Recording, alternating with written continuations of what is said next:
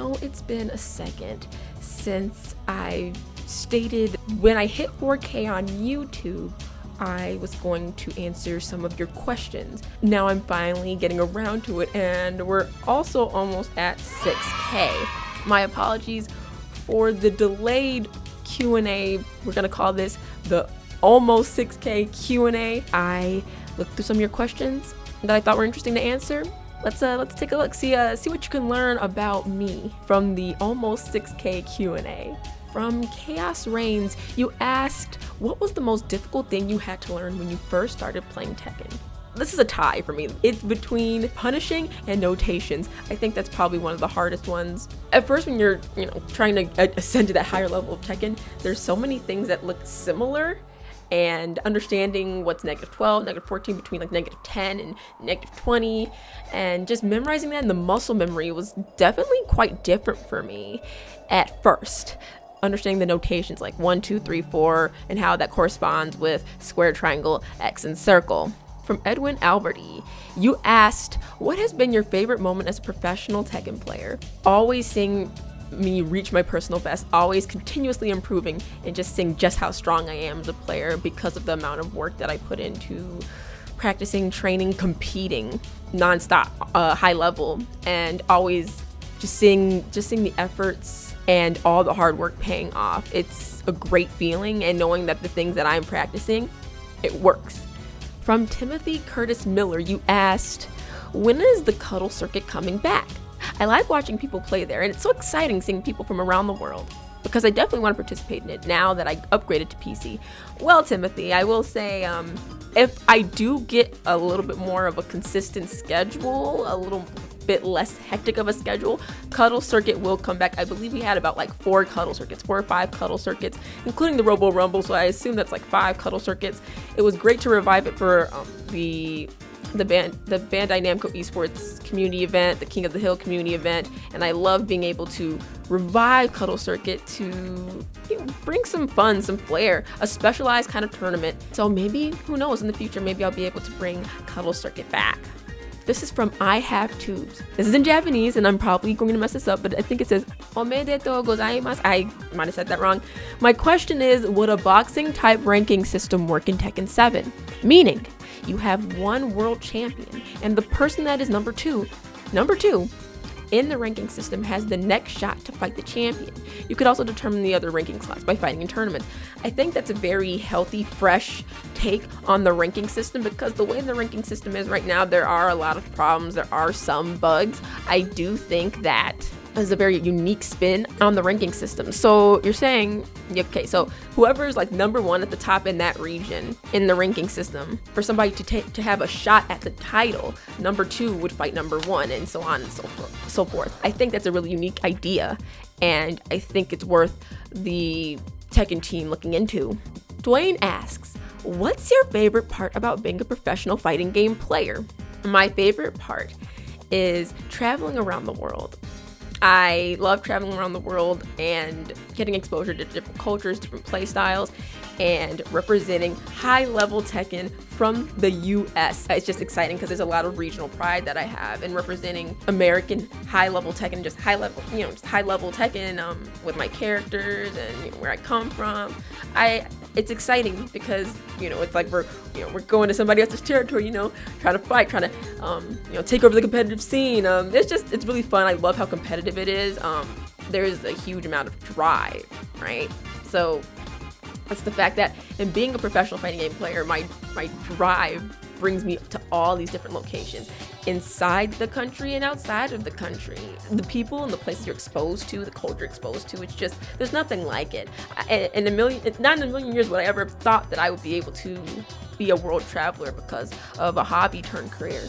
Azure asks, also, least favorite part about being a professional fighting game player? I guess my least favorite part would have to be the feeling of it never being enough, the training never being enough, always wanting to do even better and better, and always meeting the personal best and wanting to exceed it, and always being your worst critic and always being the hardest on yourself, because you can do better than you did, no matter if you did good or not. It's just no, I need to do better and better and better. It's the fact that it's easy to be hard on yourself, as a professional fighting game player, just a professional competing against others in general.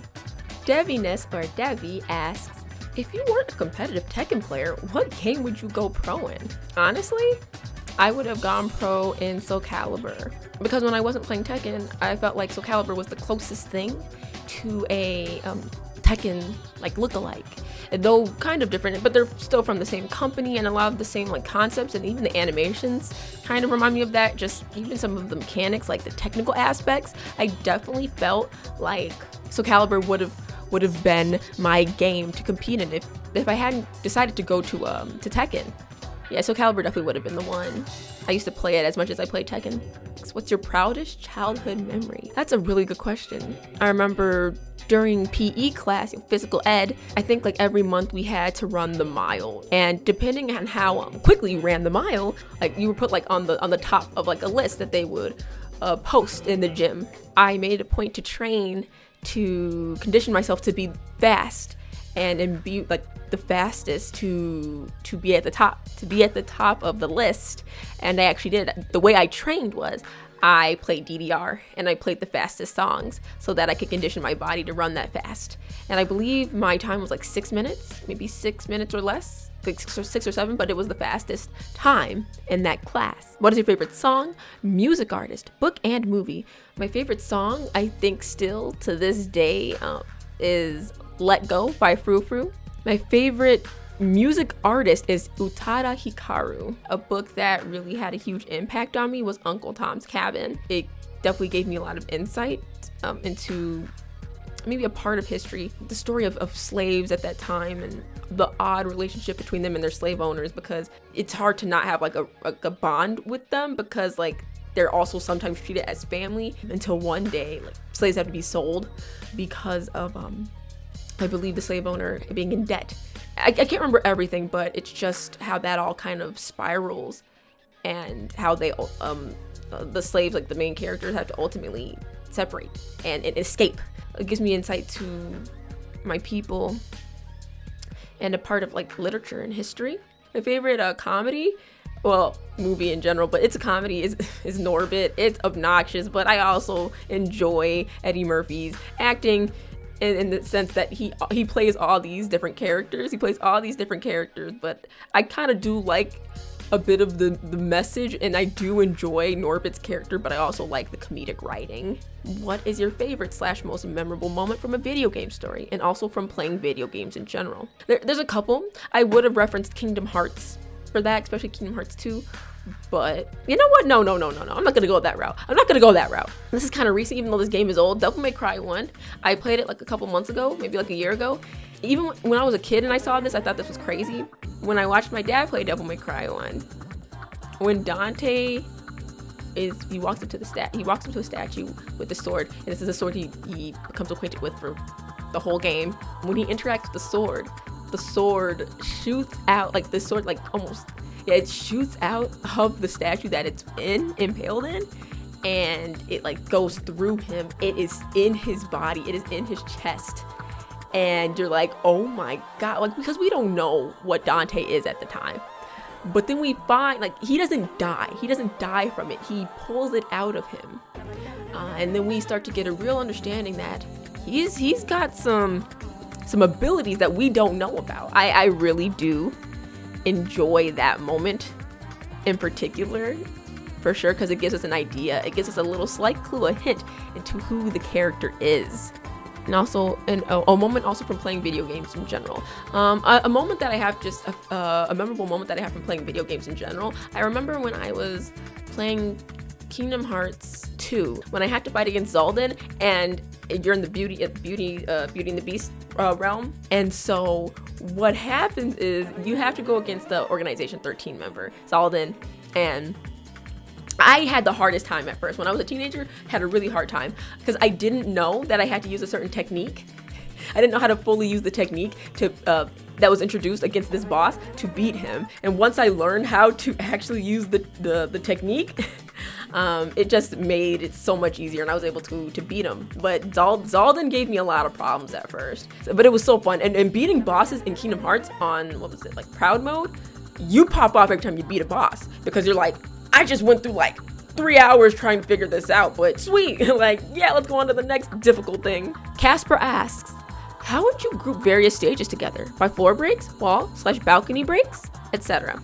The way I think I would group various stages would be by their length and their shape. Because naturally a lot of these stages have this stuff. Like the floor breaks, the balcony breaks, like that stuff is just, some have it, some don't.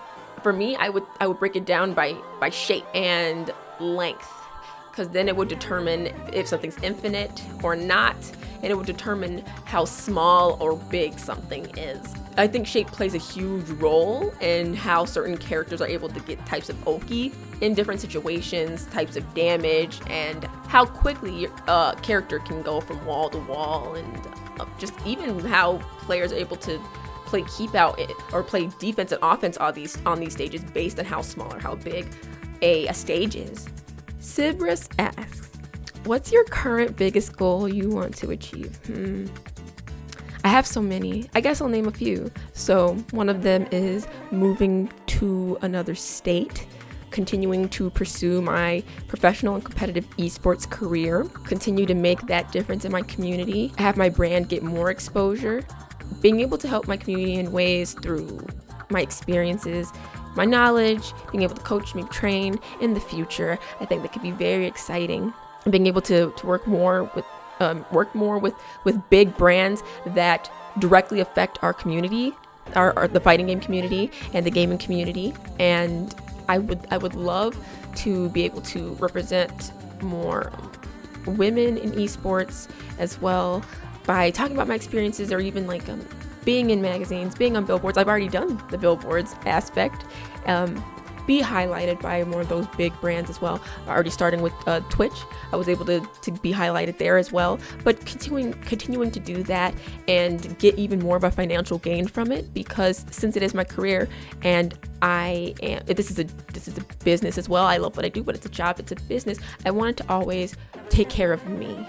So in the long run, having that long-term career and having it take care of me based on the work that I've done and the versatility that I have. So I think that's probably a couple of goals, but that's something pretty huge. All while still, professionally competing.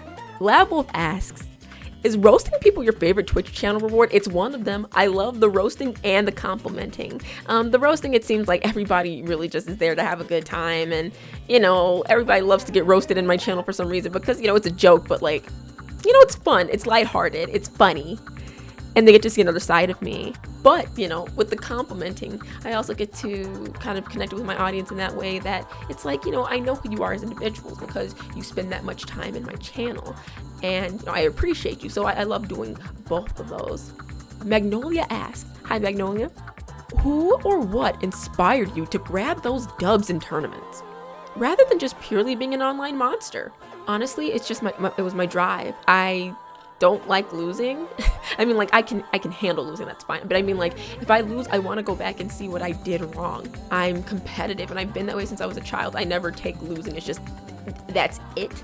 I always find a way to be better and better than what I was, because I know what I'm capable of, and the sky is always the limit for me. It should be the limit for anybody. The sky is the limit. So what really inspired me was the fact that, like, I knew every time I went to a tournament, I was getting better and better, and it was just the drive that I had to be the best that I could possibly be. And I think also seeing other players and people maybe that you look up to, they inspire you, and you aspire to be like them. You aspire to be able to perform under pressure and make clutch decisions, and the people I used to aspire to be like, I've become that. So I want to continue to get those dubs in tournaments and be even stronger, continue to rep that great American Tekken, that good ass Tekken. And with being an online monster, I went from online to offline pretty quick, because I wanted to be able to meet people that were like me at locals and learn and to bond with people who like the same hobbies as me. So being introduced to offline was also because the community talks about events, and you get interested, you're intrigued, you're like, I'm interested in that, I'm curious about that. Where is this tournament? Where is Final Round? Where's Combo Breaker? Sal asks, who do you think is the strongest female character and why? So I really think that Julia is the strongest female character. I think the way in which she approaches is unique, but it's also like she has the best of both worlds. The fact that her wall carry is super strong, the way that her movement is, and the type of pressure that she has. When she hits you hard. Her mix-ups are phenomenal. Her 50-50s, her crouch game, the fact that if you duck too long because you've been conditioned by getting hit by her lows or her bow and arrow, that she can easily launch you. She can launch you with a mid. She can wall splat you with an elbow. Like, she has multiple options. I think Julia's the strongest. Shouts to Julia. I love Julia. Michelle as well. ESQ asks, what are your opinions on Tekken 6? Are you willing to revisit if you ever played it? I got more into Tekken, like ranked wise, like playing online, because of Tekken 6. I didn't really know too much about the game on like the competitive level because I didn't know anything about tournaments or tiers or anything like that. I loved Tekken 6 because of the scenario campaign. It reminded me of Tekken Force. The fact that you could pick different characters to kind of play in the stories, and you could unlock different types of clothing. The customization was A1. I loved the stages. I think the graphics were gorgeous. I loved the introduction of new characters. I loved that there was an introduction of the bound system. The bound system was new. I think it was a great mechanic to add to the game. Rage was also a nice mechanic to add to. I loved the music. The soundtrack was great. I think there's a lot of personality in Tekken 6. And just a wonderful cover as well, like the slide off cover of the PS3 copy was really nice. I have revisited it before. I have played it years ago, but I don't really think I have any real need to go back and play 6, but maybe if I want to use it for like a study or like discuss it on my YouTube, and I definitely will revisit and talk about 6, because I also do like that Elisa was introduced in 6, and I think there are a lot of characters who were super strong in 6 that I wish we could talk about it a bit more, because in 7 they're all right, but I think for some of them their like best times were in 6, depending on the character, like Jack and Lily. Eastman asks, who are the top artists that you look up to for your style on your work? On your artwork. I have a couple. The first artist is Kadir Nelson. He is a Black illustrator. He does a lot of illustrating for The New Yorker. He does a lot of the illustrations that are put on the front of the New Yorker. He does oil painting. His work is phenomenal. My mother read so many books that were illustrated by him to me when I was a child, so I have a lot of good memories of interacting and understanding and loving art because I looked and admired Kadir Nelson's artistry, the way his technique, and just his color choices and the types of colors that he used to create these oil painting illustrations. They were gorgeous. Another artist, actually I have to look this up on my phone as well. There's two artists. One is from who's done a lot of the Final Fantasy work, and another one is from KOF, Tetsuya Nomura. I love Tetsuya's work, the colors, the designs of the clothing of the characters, the way the lines, like the contour of the lines that he makes, like the shape of the characters. His line work is gorgeous. His colors, amazing. His style, iconic. And I respect artists whose styles you can distinguish. The next artist would be the artist that like has like the really bold, like black outlines of the illustrations of the characters, but at the same time looks very realistic. What artist did the old artwork for King of Fighters? Oh, I found it! I found it because it says style. His art is known for its quasi-realistic take on characters, giving them a unique polished look, almost like an oil painting. That's what it is, because I said it's like realistic. This is him. Hiroaki Hashimoto? It's him or somebody else, but so it's between like 3 different artists, like Nona, who's the other one? Shinkiro and Hiroaki. I guess I just really like the KOF artwork, but you all know the very like realistic looking one with the black outline. I really have to find that. But yes, those are my 3 that really motivated the type of artwork I wanted to do. As a fan of yours and an aspiring new upcoming player to the competitive Tekken scene, is there any wisdom you could bestow upon?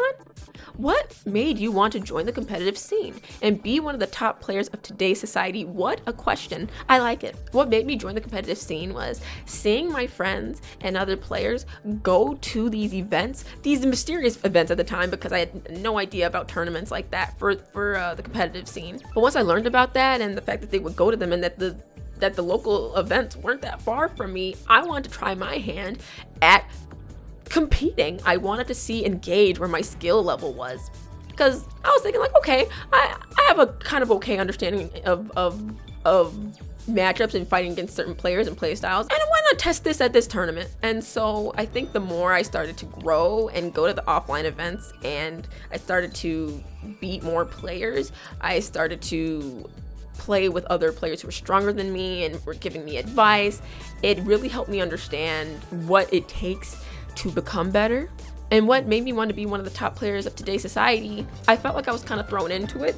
I did accept the offer from EQUINX to be on the team, but at the same time, that I still didn't think of myself as a pro player, because I think in my head I was still trying to pursue something else at the time. It was in the career field that I got a degree in, which was illustration.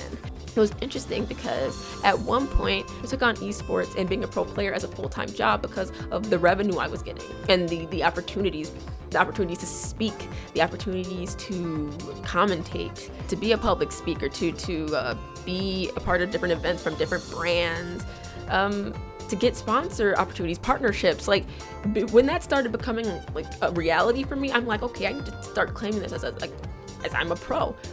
When I started beating players that were also considered top players and pro players, I'm like, then I need to start considering myself and claiming myself as a pro player as well, because I'm doing all the work. I have the results. Then that's who I am. That's what I am. Now everybody says it because I've done the work, and I do the work all the time. I have a lot of pride in what I do. So some wisdom I think I can also bestow upon you is allow yourself to make mistakes. I know it's going to be hard for me to ask someone to not be hard on themselves, but understand that this is a process. And this is something my boyfriend always tells me, is it's a process. Trust the process, that if you put in the work, that you will get the results. Be willing to put yourself out there. Be willing to put in the work. Be okay with making the sacrifice to be one of the best. And sacrificing and investing is such a huge part of becoming better at something, especially if you want to take it on as a career. Time is such an investment into the game, into bettering your brand. Networking is such huge parts of being getting to that level. And I think another part of wisdom that I want to bestow upon you, Mac, is it's not enough to just be a pro player. Being a pro player is great, but I think what's also important is to ask yourself, what is the human element of me? What else does my brand say? What makes me marketable as a person, not just a player? Because you can be a pro player, but like if we don't know anything about you, like how are you marketable? How can you make this a long-term career? And so being able to have a brand that is likable, authentic to you, genuine, and you being able to touch on different aspects of the community, whether it's commentating, coaching, taking different opportunities like maybe doing giveaways, brand exposure, sponsorships, partnerships, like going the extra mile if you want this career to take care of you. These are all really important things to consider and think about. Great questions overall. Thank you so much to everyone who wanted to ask me questions, who want to reach out, and thank you to those of you who have supported me in helping me reach 5K. Dang near, we are almost at 6K. We're at like 5.8K right now. So thank you so much to everyone who's been supporting the channel and has been supporting my tournament plays from ICFC seasons 1 and 2 that I will be starting to compete in very soon. Bud Light tournaments, WSOE, all of the tournaments that I've been competing in when we were offline and now online. Thank you so much just to everyone who supported the channel, my social medias as well, my Twitch, my Twitter, my Instagram, my YouTube. Thank you so much to those of you who support all the great news that I've been announcing, the articles, the panels, everything, the public speaking. Thank you so much.